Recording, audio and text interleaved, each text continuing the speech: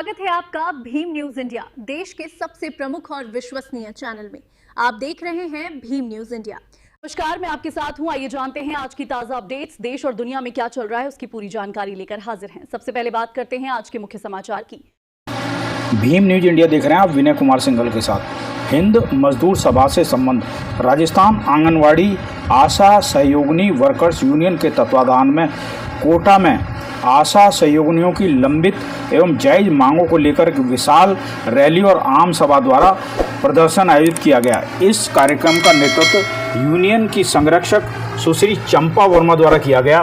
कार्यक्रम में बड़ी संख्या में आशा सहयोगिनियों ने भाग लिया, अपनी समस्याओं और मांगों को जोरदार तरीके से उठाया। इसके पश्चात माननीय चिकित्सा स्वास्थ्य मंत्री राजस्थान सरकार तथा मुख्य चिकित्सा एवं स्वास्थ्य अधिकारी कोटा के नाम जिला कलेक्टर को ज्ञापन सौंपा गया।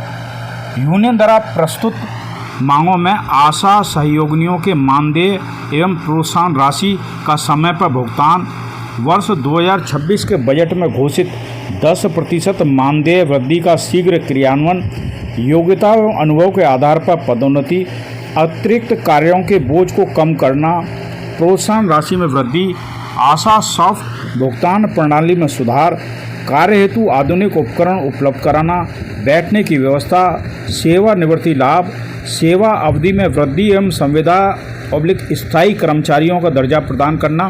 सभा को संबोधित करते हुए वक्ताओं ने कहा कि आशा सहयोगिनी स्वास्थ्य विभाग की रीढ़ है, जो कि ग्रामीण और शहरी क्षेत्रों में मातृ एवं शिशु टीकाकरण, जन जागरूकता अभियान जैसे महत्वपूर्ण कार्यों का निर्वहन कर रही है। इसके बावजूद भी उन्हें समय पर भुगतान एवं उचित सुविधाएं नहीं मिल रही हैं, जो अत्यंत चिंताजनक है। यूनियन ने चेतावनी दी कि यदि उनकी मांगों पर सकारात्मक कार्रवाई नहीं की गई तो राज्य स्तर पर व्यापक आंदोलन किया जाएगा, जिसकी समस्त जिम्मेदारी प्रशासन की होगी। अंत में यूनियन ने आशा व्यक्त की कि शासन प्रशासन उनकी समस्याओं को गंभीरता से लेते हुए त्वरित समाधान करेगा। देख रहे हैं आप भीम न्यूज इंडिया, आपके साथी विनय कुमार सिंघल के साथ। जो हमसे अब टकराएगा, जो सरकार निकम्मी है, वो सरकार बदलनी है, जो सरकार निकम्मी है, वो सरकार बदलनी है। कर्मचारियों का जो इस विभाग में काम करते हैं सबका भुगतान हो चुका, लेकिन आशा सहयोगिनियों का अभी तक 10% का भुगतान नहीं हुआ है। हमारी मांग है कि 10% शीघ्र से शीघ्र दिया जाए और एरियर के साथ दिया जाए। इसी के साथ साथ इनका मानदेय बहुत कम है, वो 26,000 होना चाहिए, अभी केवल 4,900 है। एक इनकी मांग है कि इनका जो मानदेय है 4,900 और प्रोत्साहन राशि जो मिलती है आशा सॉफ्ट क्लेम की है, वो कभी 3 महीने में, कभी 4 महीने में, कभी 5 महीने में मिलती है, तो वो प्रत्येक माह के 5 तारीख तक इनको मिल जानी चाहिए। कहाँ से कहाँ तक का प्रदर्शन किया है आज आपने? ये हमने जिला परिषद से लेकर कलेक्ट्रेट ऑफिस तक किया है और अभी हम शांतिपूर्वक देके इनको ज्ञापन मुख्यमंत्री के नाम और चिकित्सा मंत्री के नाम कलेक्टर के द्वारा दिया जा रहा है, और एक स्वयं कलेक्टर को दे रहे हैं और एक चिकित्सा CMHO को दे रहे हैं हम लोग। आपका नाम बताएं मैम। मेरा नाम चंपा वर्मा है, हिंद मजदूर सभा की राष्ट्रीय सचिव हूँ। ये शकुंतला है जो अध्यक्ष है यहाँ की जिला की, इससे भी आप इसका थोड़ा सा सुन लीजिए। थोड़ी नारेबाजी करूँगा। कुछ भी नहीं दिया जाता है, जबकि उम्र मानदेय कर्मचारी कहते हैं और 60 साल की उम्र कर दी फिक्स, तो फिर राज्य कर्मचारी क्यों नहीं घोषित किया जाए इनको? अगर ये पूरा काम कर रही है और 60 साल की उम्र है, तो रिटायरमेंट के ऊपर इनको 10 लाख एक मुश्त राशि दी जाए, और अगर 10 लाख नहीं दें तो प्रति माह 10,000 इनका पेंशन होना चाहिए। और इसी के साथ साथ मानदेय, न्यूनतम वेतन, एक कम से कमजोर कर्मचारी है उसकी भी न्यूनतम राज्य सरकार ने घोषित की हुई है, लेकिन इनको न्यूनतम वेतन नहीं मिलता, तो कम से कम 26,000 इनका मासिक मानदेय होना चाहिए एक मुश्त। दूसरा इनका ये है, इनके ऊपर ये जब इनकी घोषणा हुई थी तो केवल 3 काम थे: मातृ मृत्यु दर कम करना, शिशु मृत्यु दर कम करना और एक जनसंख्या वृद्धि पर नियंत्रण। लेकिन आज इनके ऊपर 30 काम थोप दिए। जो काम ANM का है, जो काम कंपाउंडर का है, ऑपरेटर का है, और भी ज्यादा तो जो काम डॉक्टर का है वो काम भी इनसे करवाया जा रहा है। जब काम इनसे ANM और नर्स का करवा रहे हैं तो इनको उनके बराबर क्यों नहीं माना जाता?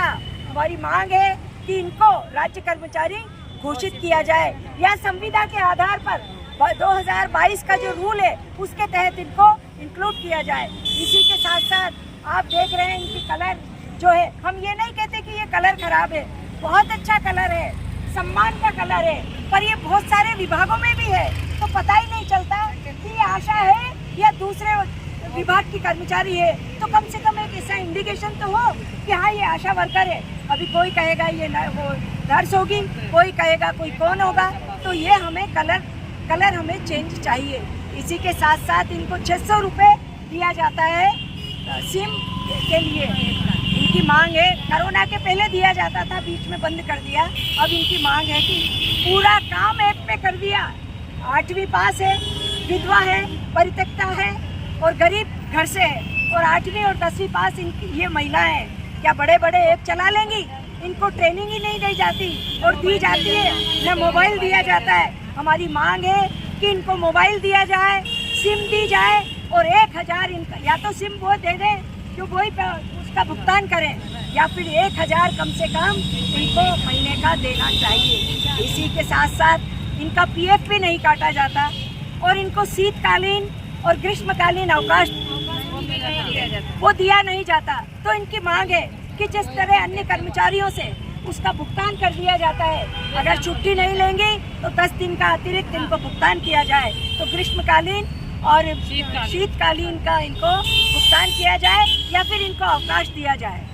एक मांग और है इनकी कि ये अपने जब मृत्यु हो जाती है, अचानक आकस्मिक मृत्यु, तो इसके एक आश्रित को नौकरी दी जानी चाहिए और इनको कुछ मरने के उपरांत इनको राशि भी देना चाहिए कुछ न कुछ। ये बहन बोलेगी प्रतिभा गौड़। अभी जो प्रसूताओं की मौत हुई है उसका जिम्मेदार आशाओं और एएनएम को ठहरा दिया गया है, जबकि इसमें आशा का कोई रोल नहीं होता है। आशा प्रेग्नेंट महिला को एनसी जांच कराने के लिए PSC पे लेके जाती है, वहाँ पर उसकी सारी जांचें होती है, उसके बाद रेफर किया जाता है। Doctor silence 1 minute. जो भी अभी जो हुआ है वो आशाओं की कमी से नहीं हुआ है, लेकिन गलत आरोप लगाए जा रहे हैं। HRP की जो महिला होती है उसकी पहचान हम ANC का रजिस्ट्रेशन करते समय डिस्पेंसरी में ले जाके उनकी जांच करवाते हैं, जब ही हमें पता चल जाता है। अगर उसके ब्लड की कमी होती है तो हम ब्लड भी चढ़वाते हैं, उसको पोषण की सलाह भी देते हैं। सारा काम करने के बावजूद इतना बड़ा आरोप आशाओं पे लगाया गया है। हम सरकार को कहना चाहते हैं कि या तो ये आरोप वापस ले ले या फिर हमें आशाओं को इस कार्य से अलग कर दिया जाए। हम NC रजिस्ट्रेशन करना ही बंद कर देंगे। तो आप रजिस्ट्रेशन कहाँ से करोगे? जब तक आशा NC नहीं लेगी तो आप डिस्पेंसरी में महिला की जांच किसकी करोगे? हम ढूंढ के महिलाओं को लेके आते हैं। फिर भी हम ये चाहते हैं सरकार से जो हुआ हो गया, लेकिन जो HRP महिला है उसकी जिम्मेदारी आशाओं पे नहीं ठहराई जाए। NM और आशा केवल जांच कर सकती है, इसकी जिम्मेदारी डॉक्टर की होती है पहचान करना कि इस महिला को कहां पर भेजना है। जब महिला को हॉस्पिटल में भेजा जाता है कम ब्लड वाली को, तो वहां से वापस भेज दिया जाता है कि महिला के 8 ग्राम खून है, 9 महीने में बढ़ जाएगा। फिर हम किसके पास भेजें उसको? अगर हम मेडिकल कॉलेज में भेजते हैं तो वहाँ से डॉक्टर कहता है 9 महीने में ब्लड बढ़ जाएगा, तो फिर हम किस महिला को किस डॉक्टर के पास भेजें? आशा की वो भी तो समझो है? और दूसरी बात ये है कि आशाओं का जो मानदेय 10% बढ़ाया है उसके लिए हमें गुमराह किया जा रहा है। बार बार हम लेटर देते हैं, चिकित्सा मंत्री को दे दिया, मुख्यमंत्री को दे दिया, उप मुख्यमंत्री को दे दिया, लेकिन वो बार बार हमें आश्वासन देके टाल देते हैं कि आपका मानदेय अगले महीने में जमा